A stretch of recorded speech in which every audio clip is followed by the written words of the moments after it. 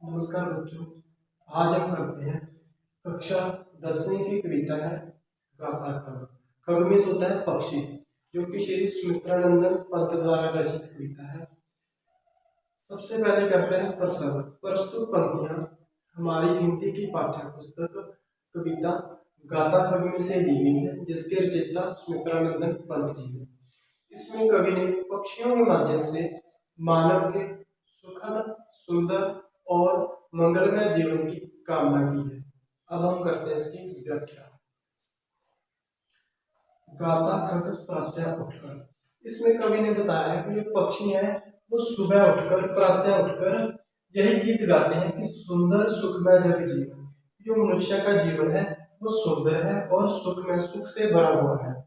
गाता खग संध्या तट पर। संध्या होता है शाम, तट होता है किनारा।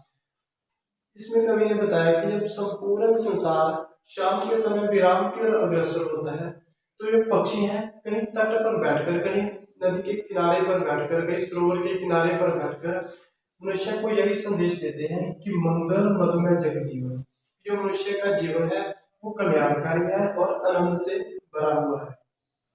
जो सेकंड के प्रसंग में हम लिखते हैं प्रस्तुत पंक्तियां हमारी हिंदी की पाठ्य पुस्तक कविता गाता खग में से ली गई है, जिसके रचयिता श्री सुमित्रानंदन पंत जी हैं। इसमें कवि ने आकाश में चमकने वाले तारों के माध्यम से मानव के जीवन में फैले हुए करुणा और संवेदना के भाव को व्यक्त किया है। अब हम करते हैं इसकी व्याख्या। कहती अपलक तारावली अपनी आंखों का अनुभव। अपलक होता है एक टिक, मीन्स बिना आंखें झपके लगातार देखते रहना। तारावली, तारा प्लस अवली दो शब्दों के मेल से बना है तारावली, मीन्स तारों की पंक्तियां। इसमें कवि बताता है कि जो आसमान में चमकने वाले तारे हैं वो लगातार मनुष्य का दुख देखकर वो अपना अनुभव बताते हैं। अवलोक आंख आंसू की, भर आती आंखें नीरव। अवलोक में होता है देखकर।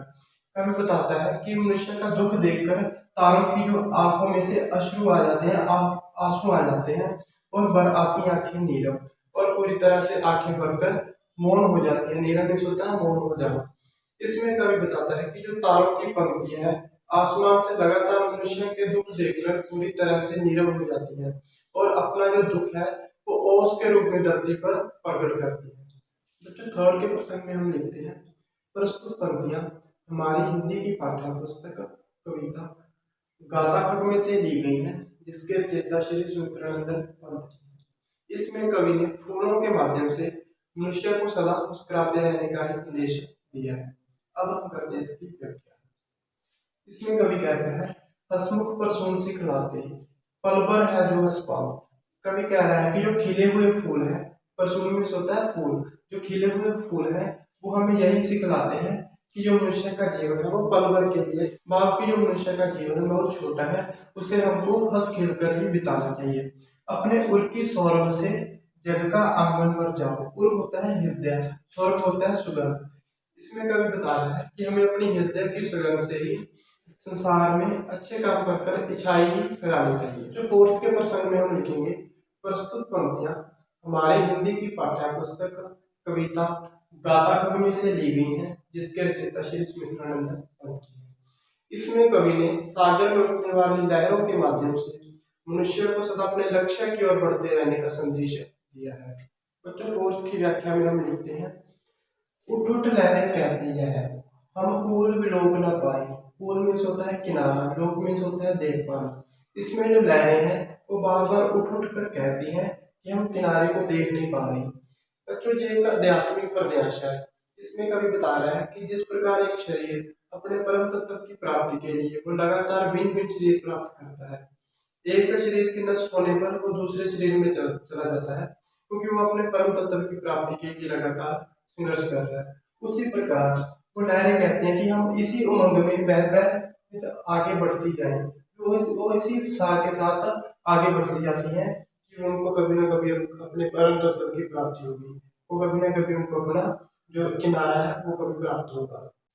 बच्चों, फिफ्थ के प्रसंग में हम करते हैं प्रस्तुत पंक्तियां हमारी हिंदी की पाठ्य पुस्तक कविता गाता खग में से ली गई है, जिसके रचयिता श्री सुमित्रानंदन पंत जी। इसमें कवि लहर और बुलबुलों के माध्यम से आत्मा परमात्मा से संबंधित विचारों को प्रकट करता है। तो कैसे हम इसकी व्याख्या में देखते हैं। कब कब हिलो रह जाती, रे मिलता नहीं किनारा। कब कब मीन्स होता है कांपना, हिलोर मीन्स होता है लहर। इसमें कवि बताता है कि जो सागर की लहरें हैं वो वायु के स्पर्श में आने के बाद कांपने लगती हैं और लगातार आगे बढ़ते जाने के बाद भी परंतु उनको किनारा प्राप्त नहीं होता। बुदबुद विलीन हो चुके पा जाते आशय सारा। बुदबुद मीन्स होता है बुलबुले, विलीन मीन्स होता है नष्ट हो जाना। इसमें कवि बताता है कि जब सागर की लहरें आपस में टकराती हैं तो उनमें से बुलबुले पैदा होते हैं, परंतु जो बुलबुले भी हैं वो अपना लक्ष्य, अपना आशय, जो उनका मकसद है वो चुपके से ही प्राप्त कर लेते हैं। जिस प्रकार की किसी बुलबुले के नष्ट होने पर भी किसी भी तरह की आवाज नहीं आती, वो चुपके से ही अपना जो लक्ष्य है, अपना मकसद है वो प्राप्त कर लेते हैं। इसमें कवि बताता है कि जिस प्रकार बुलबुला अपना चुपके से अपना आशय प्राप्त कर लेता है, उसी प्रकार ही जो जीव है उसका जो ईश्वर और शांत को प्राप्त करना है उसका आशय माना जाता है। बच्चों अब हम करते हैं इसके प्रश्न उत्तर। फर्स्ट है, पक्षी प्रातः उठकर क्या गाता है। उत्तर, पक्षी प्रातः उठकर संसार के प्राणियों के सुखी तथा समृद्ध, समृद्ध मीन्स सफल, सफल जीवन के गीत गाता है। सेकंड, तारों की पंक्तियों की आंखों का अनुभव क्या है। तारों की पंक्तियों की आंखों को देखकर यह प्रतीत होता है कि जैसे मैं कह रही हूँ कि सारा जीवन करुणा और दुख से भरा हुआ है। बच्चों थर्ड क्वेश्चन है, फूल हमें क्या संदेश देते हैं। उत्तर, खिले हुए फूल मनुष्य को सदा मुस्कुराते रहने का संदेश देते हैं। फोर्थ है, लहरें किस उमंग में बढ़ती जाती हैं। उत्तर, लहरें इसी उमंग के साथ बढ़ती जाती हैं कि कभी ना कभी तो उन्हें अपनी मंजिल मिल ही जाएगी। फिफ्थ है, बुलबुला विलीन होकर क्या पा जाता है। उत्तर, बुलबुला अपने जीवन का अंतिम लक्ष्य पा लेता है। बच्चों इसी के साथ आशा करता हूँ कि आपको सभी प्रसंग व्याख्या और क्वेश्चन समझ में आ चुके होंगे। धन्यवाद।